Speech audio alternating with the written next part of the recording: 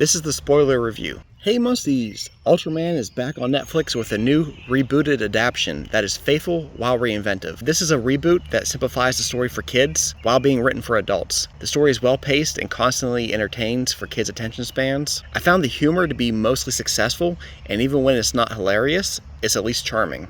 The art style, while not groundbreaking, is beautiful and doesn't feel cheap. There was a brief moment where the main character, Kenji, is arguing with his father, and the facial structure appears more psychotic than mad.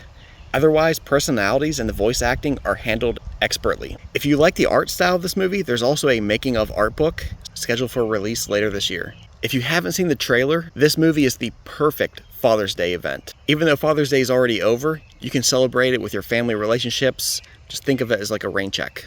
If you are a parent, there are some jokes that will hit you even harder. This movie also doesn't shy away from addressing the hardships and sacrifice of being a parent, while most other movies glorify it.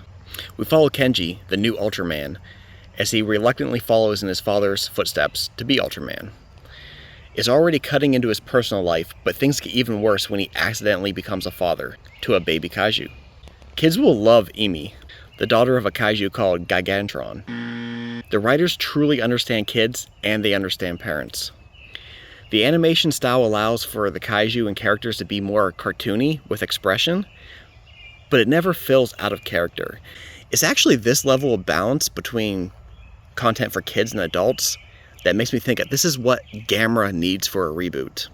Gamera's always been somewhat aimed towards children, but this does it better. It's like a more mature and respectful version of a Pixar or Illumination film. Side note, Gamera doesn't need to be strictly aimed at kids. It's just that this would be a great reboot opportunity if they followed in his footsteps for a Gamera reboot. So Kenji, the new Ultraman, is trying to raise a kid kaiju. I know it sounds goofy, but it is done with such balance between kaiju action, consequences, and family issues that this film speaks to so many groups that it deserves embrace and to be successful. Whether it's dealing with a reluctant parent, issues of abandonment, custody battles, and the unintentional hurting of your child, or just about maturing and growing as a person.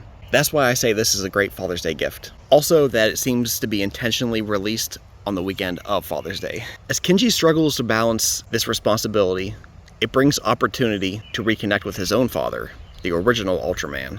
Meanwhile, an organization called the KDF, which is a more brutal version of the Space Patrol, has turned Gigantron into Mecha Gigantron and uses it to kidnap baby Emi. Ultraman and his father team up, revealing Ultraman's dad to be Ultra Dad, a rebooted version of Father of Ultra, at least I think. During the climatic battle, the KDF fortress transforms into a mecha, forcing the two Ultraman, Gigantron, and baby Emi to team up to stop it. The leader of the KDF is actually motivated by the loss of his own family caused by a kaiju. There's a great opportunity here to juxtapose the pain of a parent who loses their kid, but it's not quite fleshed out and it feels like a missed opportunity. That's really my only complaint about this movie. But then again, I can see why they didn't want to include such details, because there's so many opportunities for kids to relate to this baby Emi, and it's an emotional character in itself.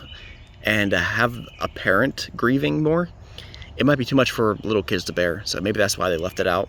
So, of course, Ultraman saves the day, but the end credit scene sets up potentially a great Mother's Day gift. Kenji receives a message from his long-lost mother, and the message comes from Nebula M78.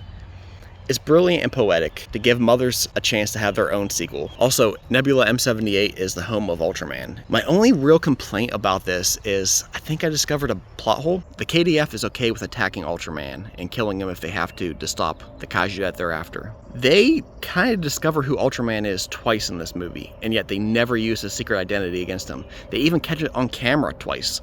They even blow up his home. But at no point did they go public and say, hey, this is Ultraman, we must stop him, or whatever. I don't know, maybe there's a reason for it, maybe I just wasn't thinking clearly, but this is a really good movie that I think will bring families together if it's given the chance. There's also a lot of detail hidden throughout this movie. Little Easter eggs that if you pay attention, you can pick up on certain things. One thing that I found that was really interesting is that on Kenji's desk at his house, he has action figures of the monsters he fought. And in one of those action figures, it's a mech toy, and it's clearly designed to be a nod to the mech or the Megazord from Power Rangers Dino Fury. And so if the kaiju toys are based on real kaiju, would the mech toy be based on a real mech from his universe? So is Power Rangers alive and active in the Ultraman Rising universe? I don't know. Probably not, but I like to pretend it is. Let me know in the comments below if you like any of the Ultraman anime or animated films. I know this is not Netflix's first go with Ultraman, but this is definitely their best version. Alright, Musties, thanks for watching.